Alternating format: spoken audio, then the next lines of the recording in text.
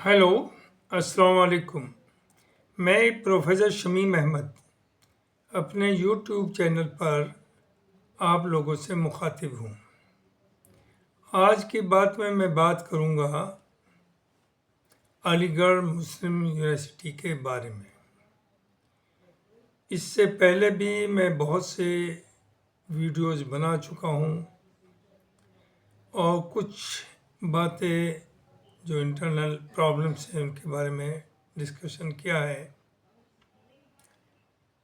Unfortunately उनके ऊपर ना तो कोई फेवरेबल कमेंट आता है, ना ही कोई उसका क्रिटिसाइज करने वाला कमेंट आता है।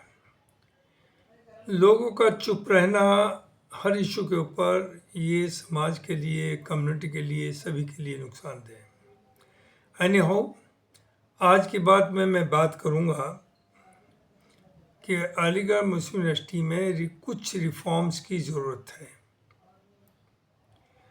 अनफॉर्चुनेटली होता क्या है कि जो भी वाइस चांसलर्स आते हैं वो by and large at the verge of their retirement, जो जहाँ भी जॉब में है उस पर आते हैं और वो सिर्फ ये सोचते हैं कि बस यूनिवर्सिटी चलती रहे, किसी तरह की कंट्रोवर्सीज खड़ी ना हो, कोई टकराव ना हो और जो हो रहा है उसे होने दिया जाए। एक तो ये सोच है। दूसरी चीज़ एम्बिशंस भी। कुछ लोग वाइस चांसलर बनते ही आगे का सोचने लगते हैं कि कल को मैं गवर्नर बनूं या वाइस प्रेसिडेंट ऑफ इंडिया बनूं एंड सो ऑन। उसके तहत वो चाहते हैं कि मैं सिर्फ यूनिवर्सिटी को किसी भी तरह से पीसफुली चलाता रहूं और कोई भी चेंज करने की वो उस तरफ ध्यान नहीं देते। उनका तरीका वही है जो एक पॉलिटिकल बात है कि जब भी मायावती या अखिलेश पावर में आए तो वो कहते हैं दोनों ही ये कहते हैं कि यूपी अब हमारी है, अब दिल्ली की अब बारी है। यानी इसे सुधार नहीं पाते जहाँ पर आप हैं और आगे के ख्वाब देखने लगते हैं। वही सब नहीं, लेकिन by and large vice chancellors की सोच भी यही होती है कि जॉब से रिटायर हो गए, अलीगढ़ मुस्लिम यूनिवर्सिटी में कंफर्टेबल टाइम गुजारें और उसके बाद आगे हो सकता है। इस सोच ना कोई गलत नहीं है, सही है, लेकिन जहाँ आप हैं वहाँ पर भी अगर रियली कोई जायज़ रिफॉर्म है उसे करिए, whatever may be the consequences. अच्छे लोग बहुत हैं जो आपके साथ आएंगे। अब आइए, जो मैं what I was talking about AMU needs reforms. एक तो जैसे कोर्ट के मेंबर्स हैं हमारे पास इस वक्त, दे आर अराउंड 194 और उसमें जिस तरह के एलिमेंट्स हैं कुछ जिनका ये नहीं कि उन्हें कोई गलत कहा जा रहा है, लेकिन जिनकी ज़रूरत नहीं है और कुछ ऐसे जिनका एकेडमिक्स से कोई लेना देना ही कभी नहीं रहा। तो दूसरी चीज़, इतने बड़े नंबर को मैनेज करना भी बड़ा मुश्किल है। तीसरी चीज़, लोग शौक में तो आ जाते हैं कि जो एक कार्ड बनवा लिया कि I am member of the MU court, जबकि कोर्ट की मीटिंग हार्डली 5 साल में एक बार ही होती है।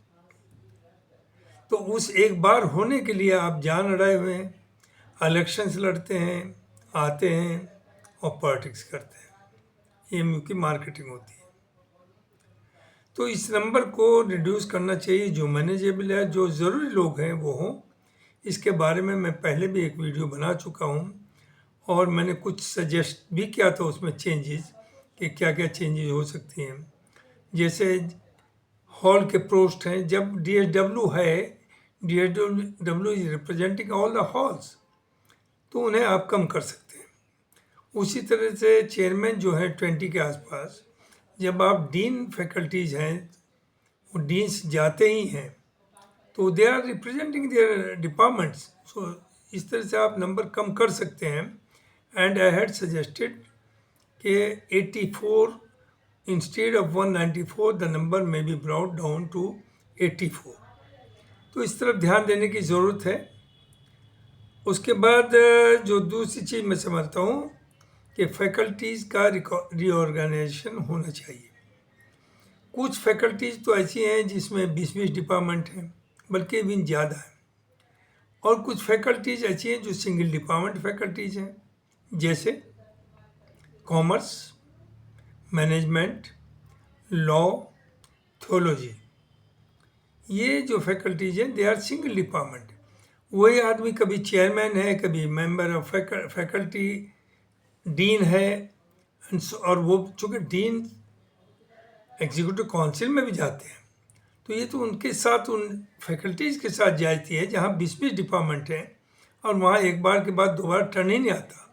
और इन डिपार्टमेंट में 10-10 दफ़ा आदमी डीन बनता है, चेयरमैन बनता है, चूँकि सिंगल डिपार्टमेंट फैकल्टीज। तो इसमें ज़रूरत है कि आप इन फैकल्टीज़ को रीऑर्गेनाइज करिए। ये मेरी अपनी ये राय है, maybe I am wrong. तीसरा है appointment of chairman and deans.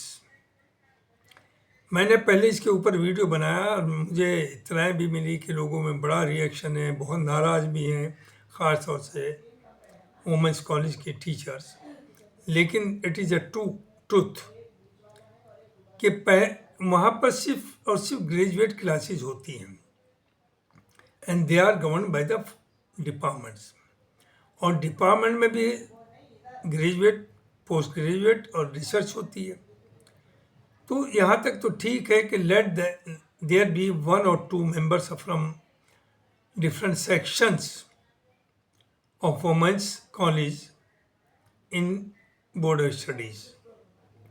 और फैकल्टी की मीटिंग में भी principal, girls college plus concern जो सेक्शन इंचार्जेज हैं, दे में बी इन्वाइटेड, कंसर्न डिपार्टमेंट के।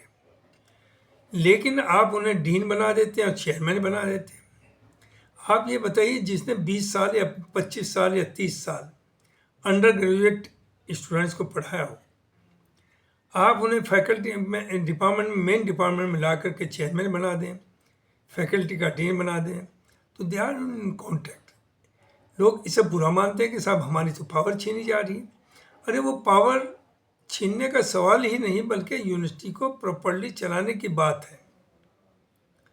दूसरी, ये जब किया गया था उससे पहले भी आप याद करिए, शुरू में गर्ल्स कॉलेज से कोई भी टीचर या वहाँ का टीचर डीन या चेयरमैन ऑफ द डिपार्टमेंट नहीं होते थे।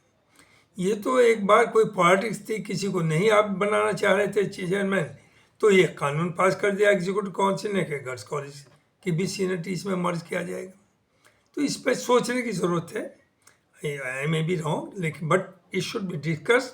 और सोचिए यूनिवर्सिटी की बेहतरी में, डिपार्टमेंट्स की बेहतरी में, एकेडमिक्स की बेहतरी में, ना कि कुछ लोगों को खुश करना या कुछ लोगों को नाराज़ करने का।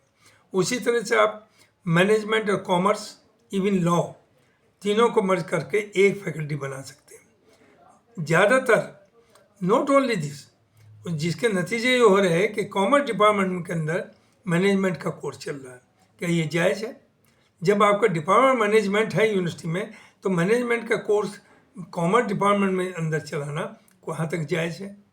इस पर गौर करने की ज़रूरत है। उसके बाद आइए स्टूडेंट्स यूनियन।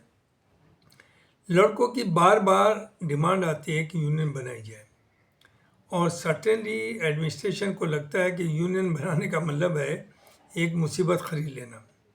या जब बाई हुक्स और क्रुक्स कहिए या सूझबूझ कहिए, जो भी कहिए, वो यूनियन 5-5, 7-7 साल तक इलेक्शंस नहीं होते। तो यहाँ ज़रूरत ये है एक्चुअली कि यूनियन लड़कों की डिमांड है, दे रिप्रेजेंट द स्टूडेंट, वो होनी चाहिए। लेकिन जिस तरह से यूनियन चल रही है वो भी जायज़ नहीं। यूनियन कैसे चल रही है कि आपका इस वक्त देखिए जो पूरा प्रेशर क्यों है कि जो लड़कों का कंट्रीब्यूशन है यूनियन फंड में वो मोर देन फ्यू करोड्स है। तो जाहिर है जो प्रेसिडेंट साहब आएंगे, जो काबिना आएगी, they will be having free hand, जैसे चाहे यूज़ करें, जितना चाहे करें। तो करप्शन हर जगह है, डिपार्टमेंट्स में भी है, उस पर अगले वीडियो में आएंगे डिटेल में। हर जगह वो यूनियन में भी है। अब तक जो हो रहा था वो ये हुआ कि प्रेसिडेंट साहब या सेक्रेटरी साहब 10 लाख रुपया वहाँ से निकालते हैं, और उसका टीचर ही होता है इंचार्ज। जो फाइनेंशियल को देखता है, और उसकी ये हिम्मत नहीं होती कि वो पूछे क्यों चाहिए पैसा। वो कुछ भी बना के देंगे और आपने एडवांस दे दिया। और कम से कम पिछले 35-40 साल से, अब नहीं 40 साल से होता ही है कि 10 लाख लिया और उसका कभी भी अकाउंट सबमिट नहीं होता, और फिर दूसरा एडवांस ले लेते हैं, उसका नहीं तो तीसरा, और उसके बाद छोड़ के चले जाते हैं। तो इन केसेस में जो भी टीचर इंचार्ज है फाइनेंस का, यूनियन को देखता है, उसकी सैलरी से ये पैसा वसूल करना चाहिए। क्योंकि कानून ये होता है कि अगर एक एडवांस दिया, उसका खर्चे का पूरा वो बिल सबमिट करेगा और उसे क्लियर करके फिर दूसरा एडवांस ले सकता है। ये तरीका पूरी दुनिया में चलता है, लेकिन यहाँ ऐसा नहीं हो रहा। तो it means we are also, teachers are also involve in that corruption. और जहाँ खर्चा होना चाहिए 2 लाख का, वहाँ 10 लाख दिखा दिया जाता है, कोई ऑडिटिंग, उसका कोई हिसाब किताब नहीं। तो ये सब चीज़ें। तीसरी चीज़, यूनियन का काम है कि हॉल के अंदर खाने में गड़बड़ हो, मटेरियल ख़राब लाया जा रहा हो, कमरों की हालत बिगड़ी हुई हो, ये सब चीज़ जितनी भी है उनका राइट है। क्लास में टीचर ना आते हों, सेशन में फेवरेबल या एग्ज़ाम में फेवर किया जा रहा हो, उसे बिल्कुल they have the right to, चूँकि कंसर्न। लेकिन उन्होंने काम क्या ले लिया कि वैसे तो अटेंडेंस 0% तक आप सेंटअप कर देते हैं बच्चे को, लिमिट क्रॉस कर रखी यूनिवर्सिटी ने, और वो अब नई ताजी नहीं, ये 20-30 साल से है कि some most of the time 0% पे भी बच्चों को आप एग्ज़ाम में बैठने देते हैं। लेकिन यूनियन का काम भी यही है कि वो टीचर्स को जाएगी, धमकाएगी, जो कभी किसी ने सेशन टेस्ट दिया ही नहीं, क्लास में जाता ही नहीं, उसकी अटेंडेंस भी पूरी कराना है, और उसके सेशन भी बाय फोर्स टीचर को करके लिए जाते हैं। जो टीचर नहीं मानते उनके साथ वायलेंस होता है। तो इसकी ज़रूरत है कि बैठ कर के तय हो उसकी नॉर्म्स, और यूनियन बननी चाहिए, यूनियन बनाइए, लेकिन साथ साथ ये भी तय करिए कि यूनियन के क्या राइट्स हैं और क्या नहीं है, वो रेड लाइन को क्रॉस ना करें। और जो भी टीचर्स इंचार्ज बनते हैं यूनियन के, जो फाइनेंशियल को देखते हैं, उनकी जिम्मेदारी है कि पैसे का प्रॉपरली खर्च हो। ये कह देना यूनियन की इलेक्टेड मेंबर्स का कि ये पैसा हमारा है, नो, ये पैसा सब बच्चों का है और उन्हीं पर खर्च होगा। लेकिन वो उसका एक तरीका होना चाहिए, एक जो रूल्स के मुताबिक वो खर्च होना चाहिए, ना कि जैसे चाहे आप खर्च कर दें। जैसे मैं एक एग्जाम्पल दूँ, मैं एक हॉल का प्रोस था, सरसरी डे आया, कुछ लोग आए कि साहब ये सरसरी डे जो होता है ये तो सीनियर हॉल का फंक्शन होता है, लिहाजा 2 या 4 या 10 लाख जो भी खर्च होना वो आप सीनियर हॉल को दे दीजिए, वो इसे मैनेज करेगा, अरेंज करेगा और वो चलाएगा। आई सेड नो, ये पैसा ना मेरा है ना सीनियर हॉल का है, ये सब बच्चों का है। ये थोड़ा ही उन्हें दे दो और वो हिसाब भी नहीं देंगे जहाँ चाहे जैसे खर्च किया। हाँ, ये ज़रूर है कि जहाँ भी खर्च हो, जो भी चाहिए उन्हें, बैनर चाहिए, खाने का सामान जो भी आना है, जो तैयारियाँ हो रही, हमारा अकाउंट का कलर जाएगा साथ में, वो इकट्ठा आप जाकर के सबकी मौजूदगी में खरीदिए और पेमेंट वो करेगा, रसीद वो ले करके आएगा, ना कि हम आपको पैसा दे दें। लेकिन यूनियन में यही हो रहा है कि 5 लाख हो, 2 लाख हो, 10 लाख हो, 20 लाख हो, वो निकालता है, खर्च होता है और कभी अकाउंट उसका जमा ही नहीं होता और आप चुप बैठे रहते हैं। तो ये जो सब हुआ है इनडिसिप्लिन, ये लड़कों ने नहीं किया, उसकी जिम्मेदारी हमारे ऊपर भी है, हमारे ऊपर ही है बल्कि कई सबसे ज़्यादा। तो ये तो यूनियन के बारे में है मेरा कहना। अब दूसरी तरफ appointment of non teaching staff. अभी भाई आज अखबार में भी एक न्यूज़ आई है कि AMU में तकरीबन 6570 सैंक्शनड पोस्ट हैं by UGC non teaching staff की, 6570, जिस पे रेगुलरली जो काम कर रहे हैं वो सिर्फ 1866 1866 काम कर रहे हैं और अराउंड 1235 टेम्परेरी काम कर रहे हैं। देखिए, और 15-20 साल तक सिलेक्शन कमेटी नहीं होती। ये आज न्यूज़पेपर में आया। जो चीज़ें हमारे करने की हैं, हमें करना चाहिए, वो अखबार के थ्रू हमें मैसेज आ रहे हैं। क्यों? इसमें दोनों तरफ की गलती है। एक तरफ तो कुछ एम्प्लॉइज़ हैं एम्प्लॉयज़ की ग्रीवेंसेस सही है कि दे आर नॉट रेगुलराइज्ड, उन्हें होना ही चाहिए, वो उनका राइट है। या तो रिजेक्ट करिए, बाहर निकालिए 2 साल 3 साल के अंदर, या उन्हें रेगुलर करिए। लेकिन साथ में ये भी है कि हम चूँकि करप्शन की अपॉइंटमेंट में कोई लिमिट नहीं है, हमने जो बिग लोग कुर्सी पर आए उन्होंने इस तरह के लोगों को अपॉइंट कर दिया टेम्परेरी एडहॉक करके कि जो मिनिमम क्वालिफिकेशन फुलफिल नहीं करते, जिसकी एग्जाम्पल मैं पहले भी दे चुका हूँ कि एक सर्टिफिकेट है उनके पास फिजियोलॉजी में या पैथोलॉजी में, और अपॉइंटमेंट उनका है technical assistant as a garment and technology में, तो वो तो ज़िंदगी में कभी रेगुलर नहीं होंगी, क्योंकि या होंगे because they don't fulfil minimum requirement for that post. तो इन लोगों का प्रेशर ये होता है कि कभी भी सिलेक्शन कमेटी ना हो और इन्हें बगैर सिलेक्शन कमेटी के ही एक्सपीरियंस के बेसिस पर रेगुलर कर दिया जाए, चूँकि ये जानते हैं कि अगर एडवर्टाइज होगी तो they can not even apply and they can not be selected और रेगुलराइज्ड। तो इसमें जिम्मेदारी दोनों तरफ से है। यूनिवर्सिटी की जिम्मेदारी भी है कि वो सिलेक्शन कमेटी नहीं करती जो करना चाहिए, और कुछ स्टाफ अराउंड मे बी 20 और 30% जो गलत तरीके से अपॉइंट हुए, जिन पे मिनिमम क्वालिफिकेशन नहीं है, उनकी हमेशा कोशिश होती है कि सिलेक्शन कमेटी ना हो। होना ये चाहिए। अब अभी 2 साल पहले तक रोज़ाना हंगामा भी होता था टेम्परेरी एम्प्लॉयज़ का कि कम से कम जो रेगुलर सैंक्शन पोस्ट हैं उन पर आप रेगुलर सिलेक्शन कमेटी या प्रोसीजर अपना करके उन्हें रेगुलराइज परमानेंट करिए।